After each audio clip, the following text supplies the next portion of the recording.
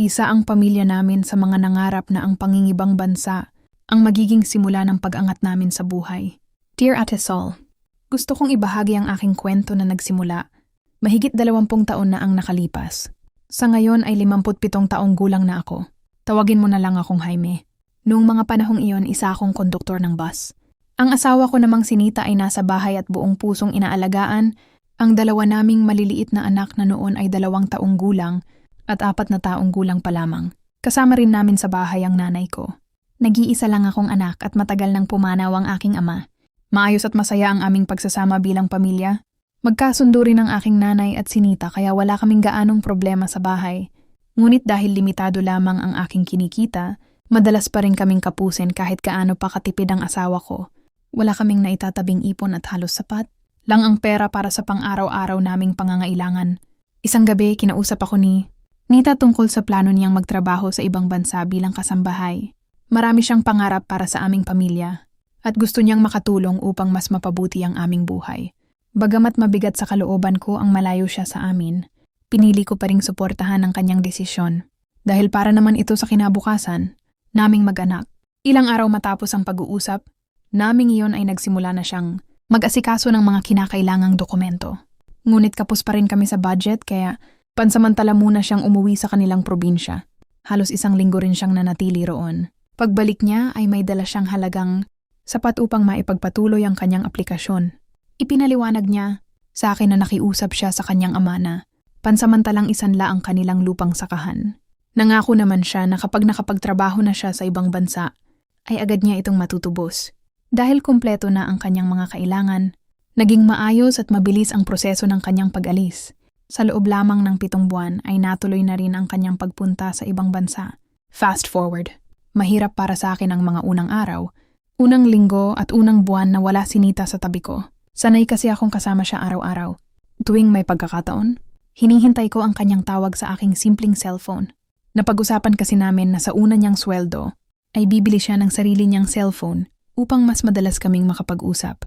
Halos 2 buwan din ang lumipas bago kami nagkaroon ng regular na komunikasyon. Unti-unti akong nagsimulang mag-isip kung paano niya nagagawang magpadala ng halagang tila mas malaki kaysa sa inaasahan ko. Nang tanungin ko siya, ngumiti lang siya at sinabing, may mga dagdag na pinagkakakitaan ako rito para mas mabilis tayong makaipon. Kung may mga kailangang ipaayos sa bahay o mahalagang bilhin, gawin mo na. Dahil ang pamilya namin ang lagi niyang inuuna, nawala rin ang mga alinlangan ko. Buwang tiwala ko sa kanya. Ginawa ko ang lahat para masuklian ang kanyang pagsisikap. Maingat kong pinamahalaan ang perang ipinapadala niya at siniguro kong napupunta iyon sa mga mahahalagang pangangailangan at sa kinabukasan ng aming mga anak. Fast forward, 2 taon ang kontrata ni Nita sa ibang bansa. 3 buwan na lang at muli na sana kaming magkakasama. Marami na ring nagbago sa buhay namin. Nagdesisyon akong huminto sa trabaho at magbukas ng maliit na talyer upang mas matutukan ko rin ang aming pamilya at makatulong kay nanay sa pag-aalaga sa mga bata. Sa isip ko sapat na ang naipon namin para makapagsimula si Nita ng maliit na sari-sari store pag-uwi niya. Maayos pa rin ang komunikasyon namin.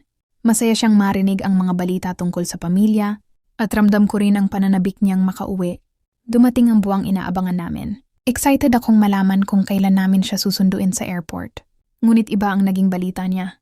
1 taon na palang nakabalik sa Pilipinas ang asawa kong si Nita. Iyon ang impormasyong nakuha ko mula sa embahada. Parang gumuho ang mundo ko. Napakasakit isipin na matagal na pala siyang nasa bansa pero hindi man lang siya umuwi sa amin. Hindi ko maunawaan kung bakit niya nagawa. Iyong gayong maayos naman ang pagsasama namin. Unti-unting napalitan ng pagdududa at sama ng loob ang labis kong pag-aalala. Hindi ko alam kung saan ako magsisimulang maghanap. Paano mo nga ba hahanapin ang isang taong sadyang piniling magtago? Noong gabing iyon, tinawagan ko ang mga magulang ni Nita sa probinsya. Sinabi ko ang lahat ng nalalaman ko. Nag-alala rin sila at sinabi nilang wala rin silang balita sa kanya. Lumipas ang mga buwan hanggang naging 2 taon. Saan man ako magpunta, hinahanap ng mga mata ko ang mukha ni Nita. Bawat babaeng nakakasalubong ko ay inaasahan. Kung baka siya na.